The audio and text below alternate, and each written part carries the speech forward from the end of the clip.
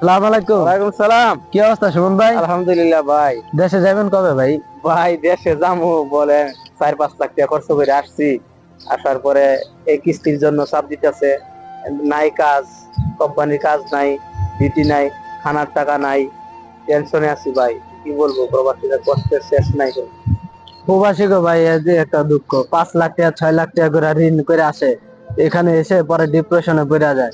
কি করব ভেবে পায় না। এত টাকা ঋণ মাথায়, বাড়ি থেকে যদি চাপ দেয় যে 6 বছর 7 বছর বিদেশ হয়ে গেছে, এখন আমি একবারে চলে আসি, বাড়ি থেকে চাপ দেয় আইসা কি করবি দেশে? দেশে কোনো ব্যবসা বাণিজ্য নাই, এত টাকা ঋণ। ঋণ ভাই আজকে 6-7 বছর হয়ে গেল, ঋণই শেষ হয় না। এটার ব্যাখ্যাটা কি ভাই? একটা প্রবাসী ঋণ কেন শোধ হয় না কোনো সময়? আসলে আমরা ভুল করি যে জায়গার মধ্যে, আমরা যে দালাল দিয়ে আসি, আসলে আমরা আগে খবর নিই না, জানি না আসলে যে আমরা আসছি যে কোম্পানির বিষয় নাকি সাপ্লাই বিষয়, আমরা এটা জানি না। এজেন্সির খবর নেই না, আগে জানতে হবে যে দালাল যে এজেন্সির মাধ্যমে কাজ করে বৈধ এজেন্সি কিনা, লাইসেন্স প্রাপ্ত কিনা, ও আসলে কি আদৌ ওর কোম্পানির বিষয় আছে কিনা, আমরা ওটা যাচাই করি না। দালাল বলছে কোম্পানির বিষয়, বাস আমরা টাকা দিচ্ছি আসতেছি।